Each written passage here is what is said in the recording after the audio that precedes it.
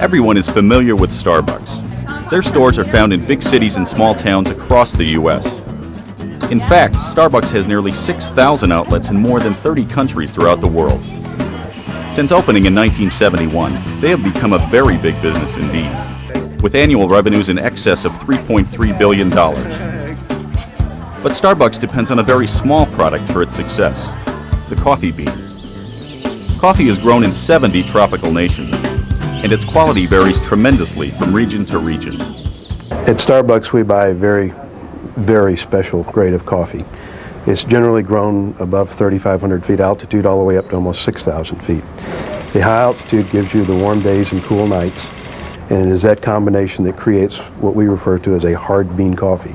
It's really essentially very dense, and it's that density and that compaction of flavors is what creates specialty coffee.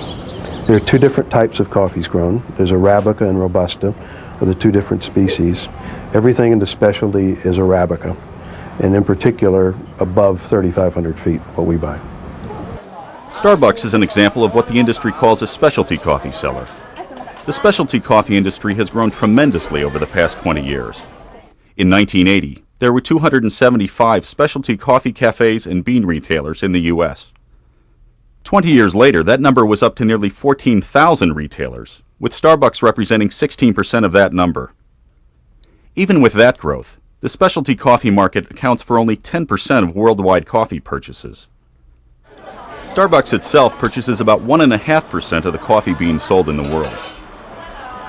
In recent years, coffee producers have faced a crisis. Like other commodities, the price of coffee beans is set by its trading value on the floor of commodities exchanges.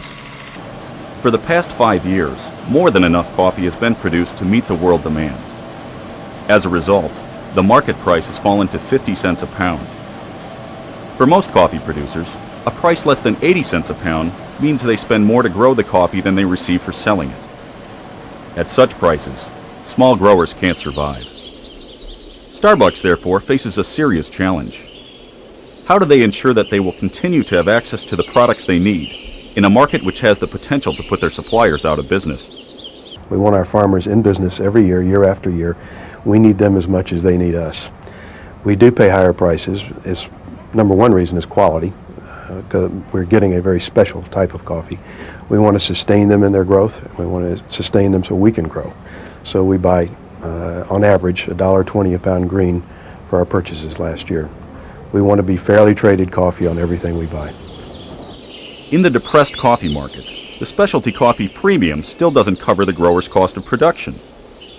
For that reason, Starbucks has implemented a number of strategies to ensure the sustainability of their product. At Starbucks, we don't own any farms. We buy all our coffee. The vast majority of it is bought from small farmers who generally have no more than 1 or 2 hectares of coffee. But we have built these relationships over the years. We have taught them the quality that we're looking for and how to take care of that coffee so that it really does truly become specialty coffee. As a result, they earn a lot more money. They're able to stay in business, and we're able to get great coffee. We have an understanding of what we think it costs to grow coffee in a particular region, and we pay above that price. Price is about the last thing we consider when we're buying coffee. It all starts with the quality.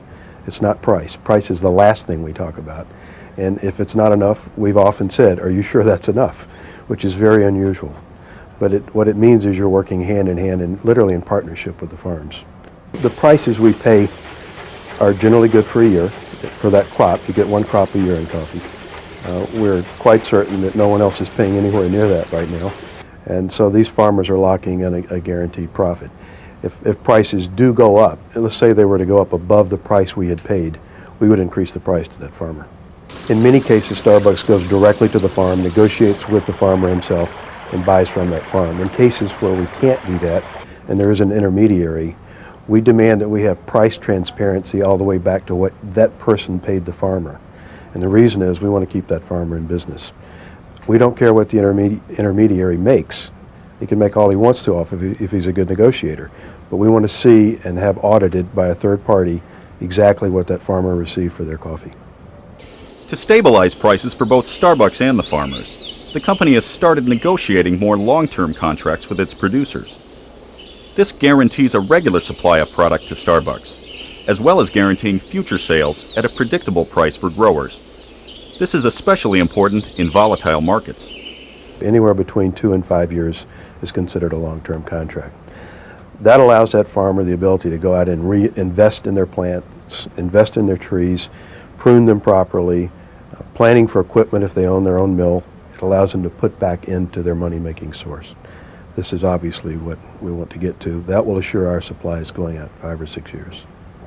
Recently, Starbucks has partnered with Ecologic Enterprise Ventures and Conservation International, two nonprofit organizations, to provide affordable credit to coffee farmers in Latin America.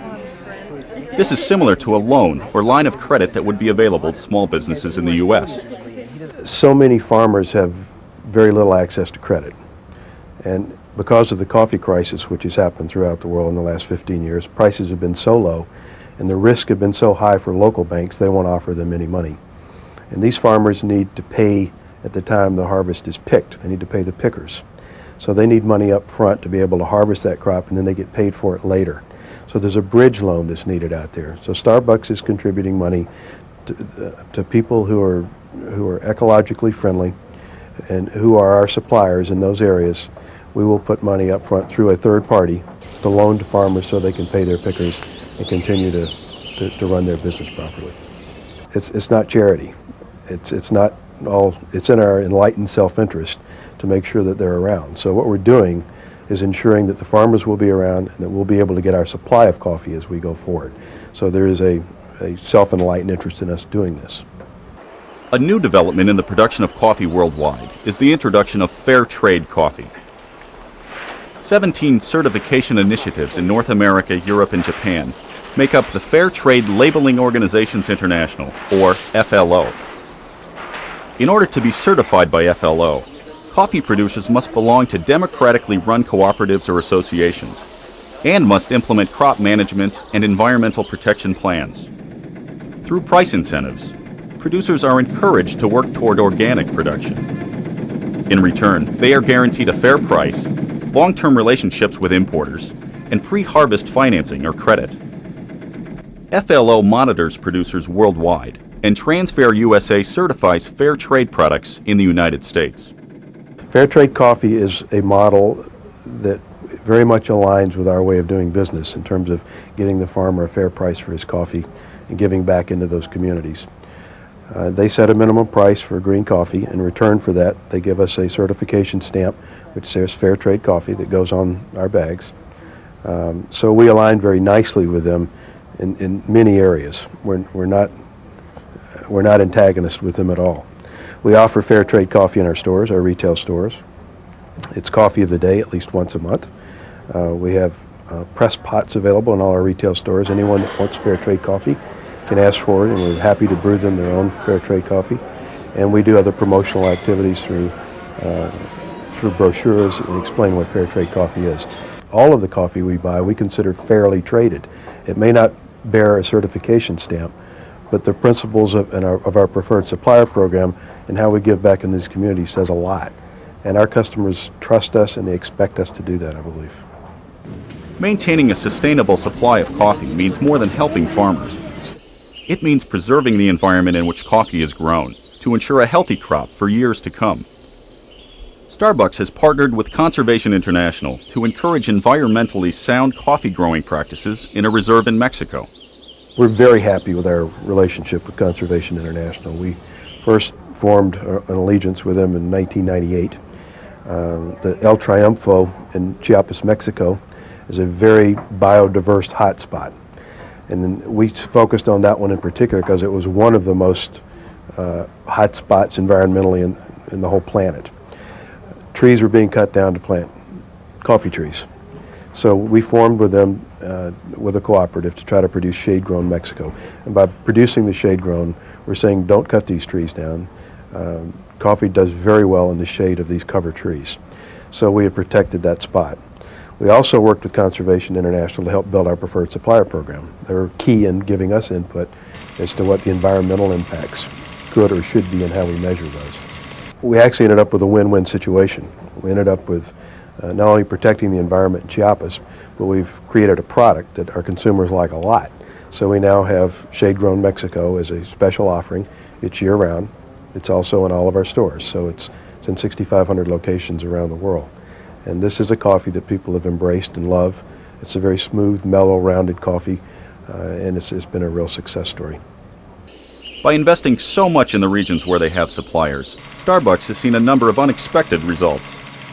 Beyond the obvious giving that we do to CARE and to other projects, beyond the support, financial support we provide for Conservation International for loaning money to origins, we also conduct many, many social projects in our origin countries, and they're specific to where we buy our coffee. So we're really giving back into that community and making a difference in the community where we operate.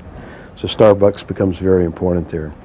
On this trip to Central America, I visited primary schools and secondary schools built by Starbucks. I visited clinics where there had been none before, available to the workers on the farm. Without that, there wouldn't be any. So it's very impactful. It's very rewarding that we can do something to help these farmers. We don't think being successful and responsible are mutually exclusive. They go hand in hand. And to grow as a company and be successful, we also need to be responsible in environmental ways and social ways, in a number of ways. And in doing so, I think we're securing our future and our future success by acting responsible.